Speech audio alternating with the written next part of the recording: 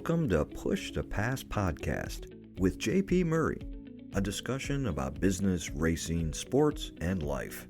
This podcast delivers insights on what makes businesses, teams, and people successful based on real-life business experiences. Following a career with America's largest associations, JP Murray founded the Murray Company, one of Washington, D.C.'s most successful consulting firms. The company was acquired successfully and enabled him to launch JP Murray Racing, a business development and sponsorship agency for auto racing teams. Here is JP.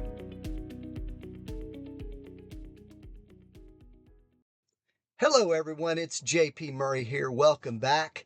Push to Pass podcast, where we talk about what it takes to be successful in business and motorsports marketing. We'll sprinkle little life experiences in there every once in a while.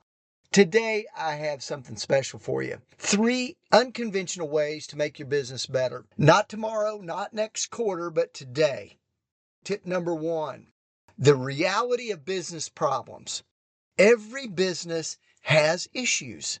It's just the way it goes. But you know what? Some business leaders run from the problems and work on fun things. The best business leaders don't run from the problems, they work on them. That's where they spend their time. These problems could be human resources and people issues, pricing challenges, value proposition that's out of whack, not a good sales program. Those problems never go away. And as your business grows, problems can get larger and more complicated, but they never leave.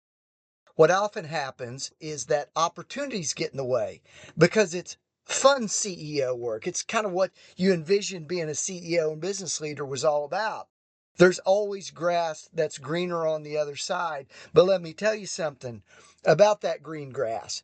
It's made and it's plush because lots of shit that's in the ground.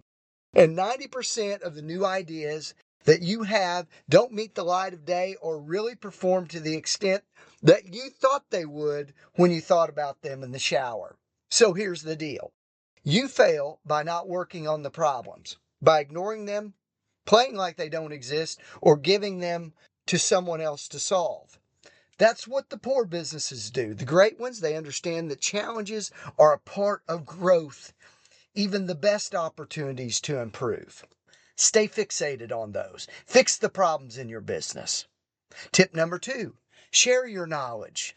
What if I told you that sharing information will help you sell and develop even more racing partnerships? It's true, and here's why. If you're willing to share methods, scripts, approaches to overcoming objections, processes, or other tactics, it's likely that you're studying the circumstances and being fairly intentional about them. You're probably also measuring part of these methods. You're tracking what works, what doesn't, and refining your work along the way.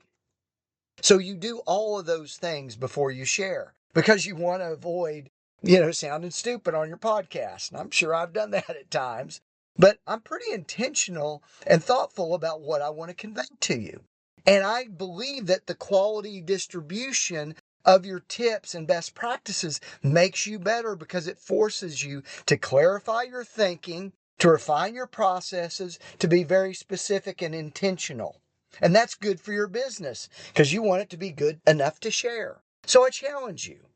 What could you share today? What knowledge, what process, what insight could put you into the world that would not only help others, but make you a better business and leader?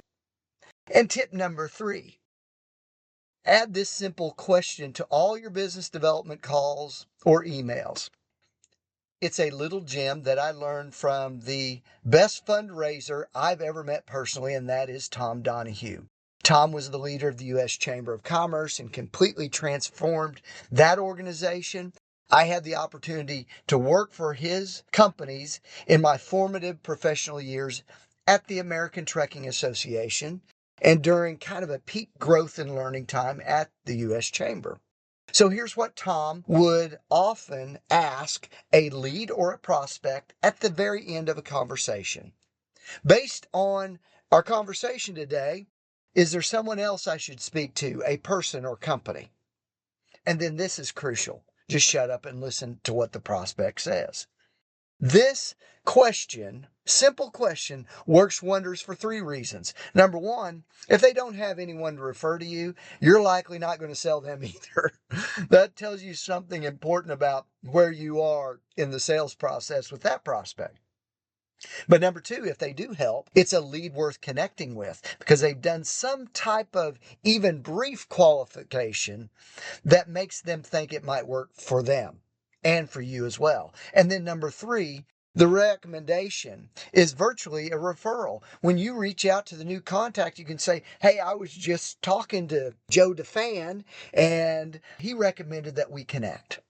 So there are a number of ways to position the outreach to a recommended company, but the key is you've got to ask that question and then develop the connection afterwards, the thread that ties you to someone that other prospects know and trust. It's a great magic question, as I call it. I'm not sure that you've had these 3 recommendations to improve your business before, and probably not in the same podcast, but I hope they help you today. So remember, share the knowledge, ask that magic question, work on the problems. 3 simple but powerful ways to make your business better today. This is JP Murray. Thanks for listening and sharing the Push to Pass podcast. We'll see you next week.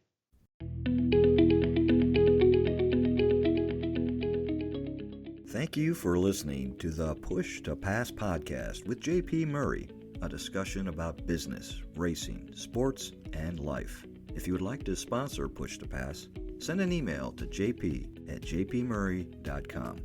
Follow JP on Twitter, LinkedIn, Facebook, and YouTube. His website is jpmurray.com. Until next time, push yourself to pass the competition. Thanks for listening.